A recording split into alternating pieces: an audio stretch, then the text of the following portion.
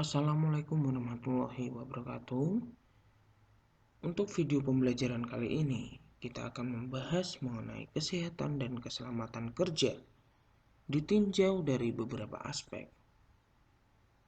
Masih di bab 4. Pada dasarnya, program keselamatan dirancang untuk menciptakan lingkungan dan perilaku kerja yang menunjang keselamatan dan keamanan itu sendiri.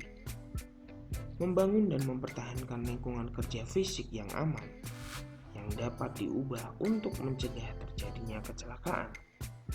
Kecelakaan dapat dikurangi apabila karyawan secara sadar berpikir tentang keselamatan kerja. Sikap ini akan meresap ke dalam kegiatan perusahaan jika ada peraturan yang ketat dari perusahaan mengenai keselamatan dan kesehatan. Tujuan adanya keselamatan dan kesehatan kerja adalah untuk tercapainya keselamatan karyawan saat sedang bekerja dan setelah bekerja.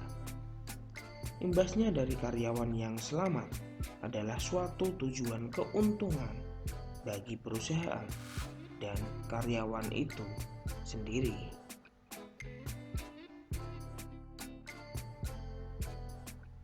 Jadi, tujuan adanya kesehatan dan keselamatan kerja itu sangat memberikan keuntungan untuk perusahaan maupun karyawan. Untuk itu pembelajaran kali ini kita akan membahas mengenai kesehatan dan keselamatan kerja ditinjau dari beberapa aspek.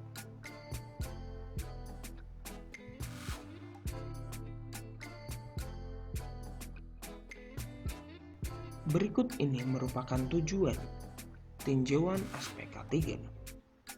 Yang pertama, tujuan K3 ditinjau dari perusahaan dan karyawan. Yang kedua, tujuan K3 ditinjau dari lingkungan. Yang ketiga, tujuan K3 ditinjau dari bidang pekerjaan.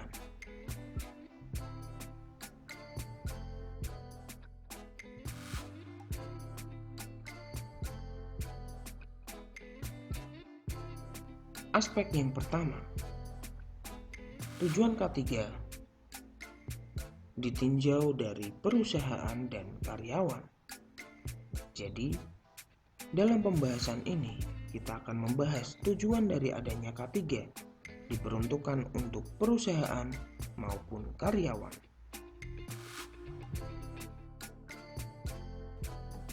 Tujuan K3 ditinjau dari perusahaan, yaitu 1. Meningkatkan kinerja dan omset perusahaan.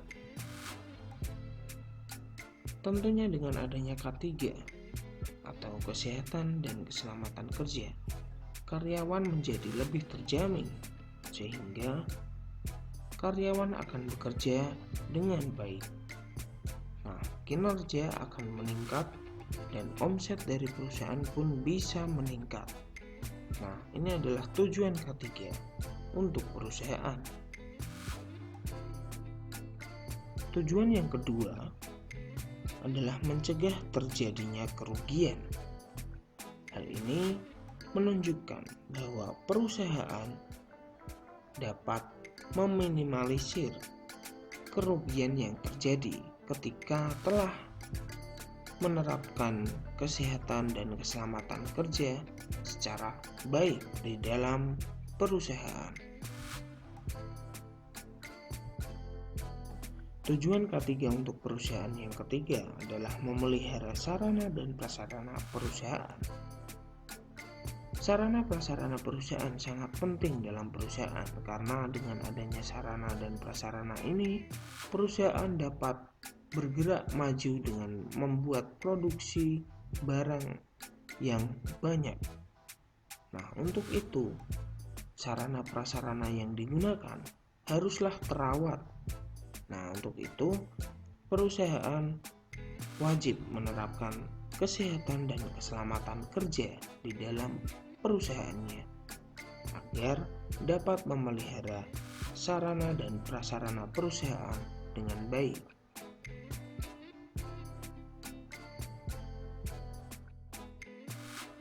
Berikutnya adalah tujuan ketiga untuk karyawan. Yang pertama adalah meningkatkan kesejahteraan jasmani dan rohani karyawan.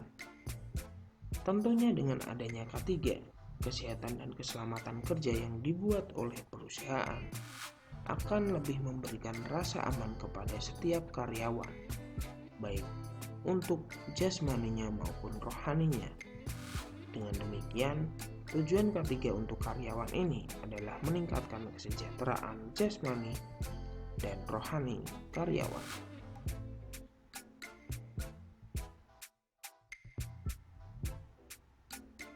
Meningkatkan kesejahteraan jasmani, contohnya adalah adanya makanan dan minuman yang bergizi yang disediakan oleh perusahaan, adanya sarana dan peralatan olahraga, adanya waktu istirahat, adanya asuransi kesehatan bagi karyawan, dan masih banyak lagi terkait dengan kesehatan jasmani.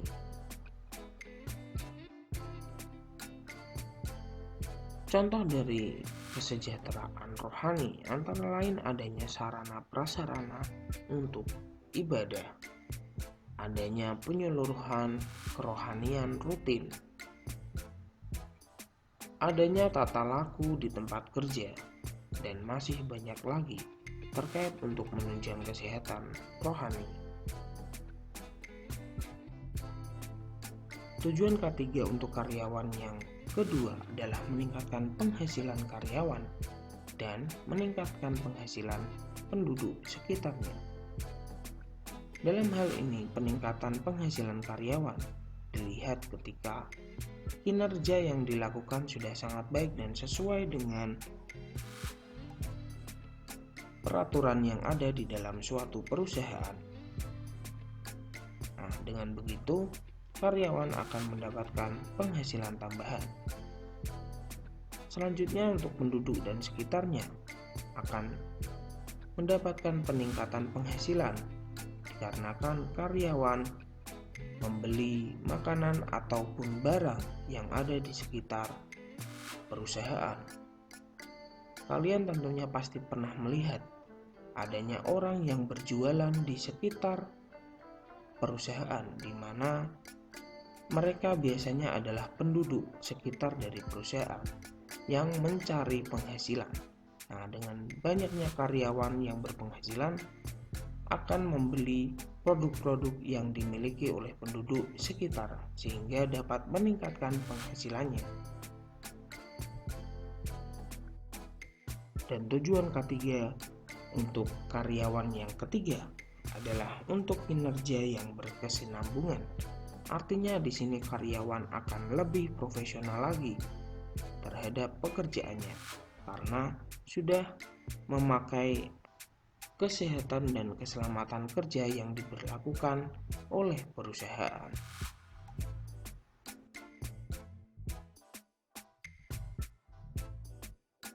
Berikutnya adalah tujuan ketiga yang ditinjau dari lingkungan. Keselamatan dan kesehatan kerja ditinjau dari sisi lingkungan mempunyai dampak, manfaat, dan kerugian sebagai berikut. Yang pertama, manfaat lingkungan yang aman dan sehat. Jika perusahaan dapat menurunkan tingkat beratnya kecelakaan yang akan terjadi dan resiko-resiko fatal yang akan terjadi dalam suatu perusahaan, maka perusahaan akan menerima manfaat yang begitu banyak. Salah satunya meningkatkan produktivitas karena menurunnya jumlah hari kerja yang hilang, sehingga yang dipakai adalah hari kerja yang efektif. Yang kedua, meningkatkan efisiensi dan kualitas kerja yang lebih berkomitmen. Yang ketiga, menurunnya biaya-biaya kesehatan dan asuransi. Yang keempat, tingkat kompensasi pekerja dan pembayaran langsung yang lebih rendah karena menurunnya pengajuan klaim. Yang kelima, fleksibilitas dan adaptasi akseptabilitas yang lebih besar sebagai akibat dari meningkatnya partisipasi dan rasa kepemilikan. Yang keenam, rasio seleksi tenaga kerja yang lebih baik karena meningkatnya citra perusahaan. Nah, itu tadi adalah manfaat dari lingkungan kerja yang aman dan sehat.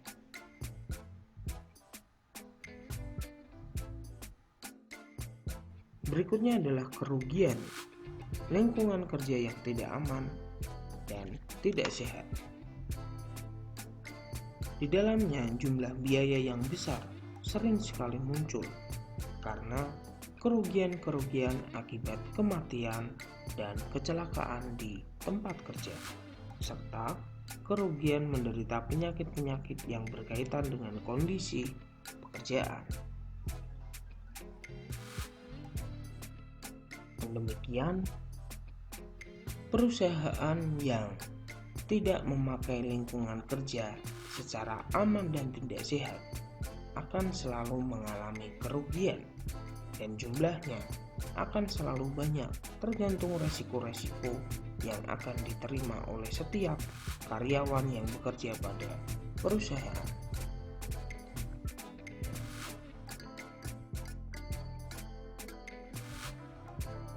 Berikutnya adalah tujuan ketiga yang ditinjau dari bidang pekerjaan. Baik aspek fisik maupun sosio-psikologis lingkungan pekerjaan akan membawa dampak kepada keselamatan dan kesehatan kerja.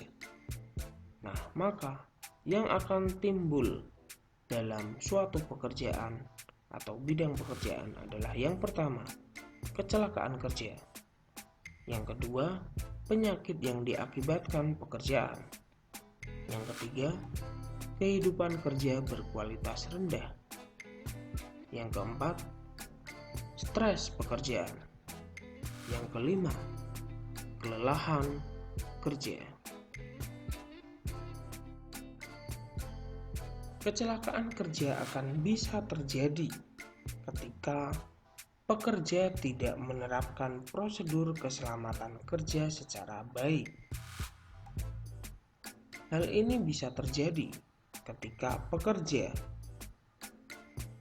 memiliki perilaku kerja yang tidak baik, sehingga di dalam pekerjaannya terdapat resiko kecelakaan kerja.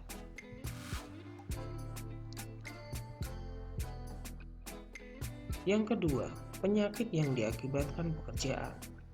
Suatu pekerjaan di dalam industri biasanya mengandung resiko penyakit yang akan dibawa ketika bekerja. Sumber-sumber potensial yang berhubungan dengan pekerjaan sama beragamnya seperti gejala-gejala penyakit. Yang pertama, kategori penyakit yang berhubungan dengan pekerjaan dalam jangka panjang.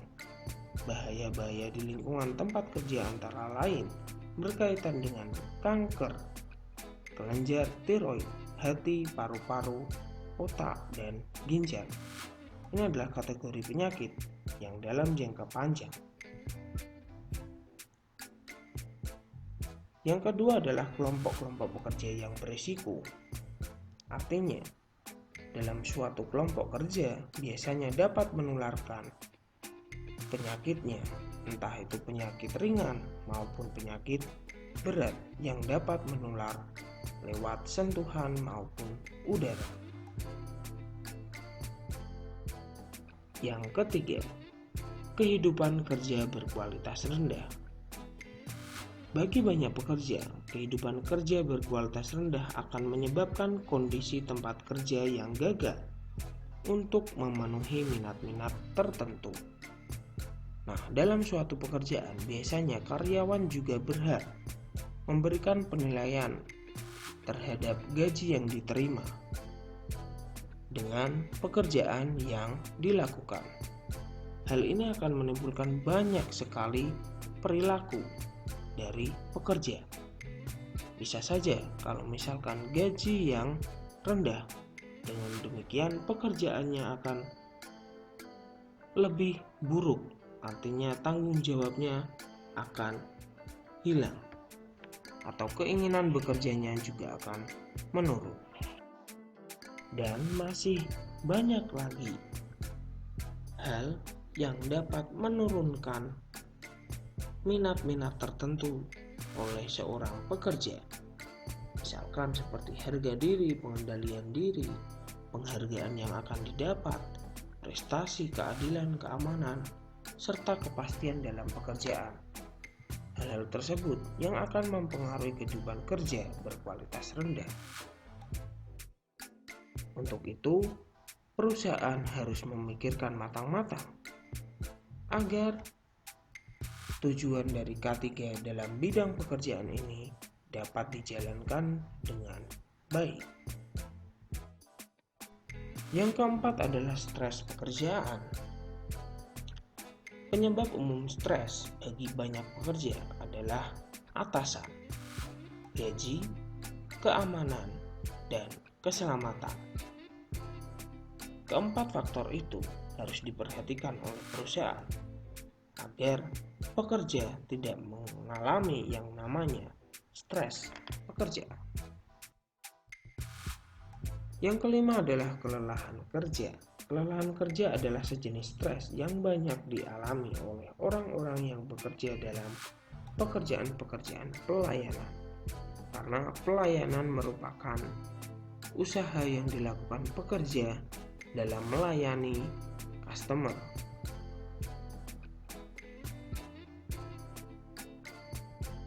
Jadi, tujuan K3 yang ditinjau dari bidang pekerjaan ini dapat dilakukan dengan baik sehingga tidak akan terjadi berbagai resiko yang akan dialami seperti kecelakaan kerja, penyakit yang diakibatkan pekerjaan, kehidupan kerja berkualitas rendah, stres pekerjaan, dan kelelahan kerja. Nah, dengan begitu penerapan K3 akan bisa berjalan dengan baik sehingga tidak perlu cemas mengalami permasalahan-permasalahan tersebut.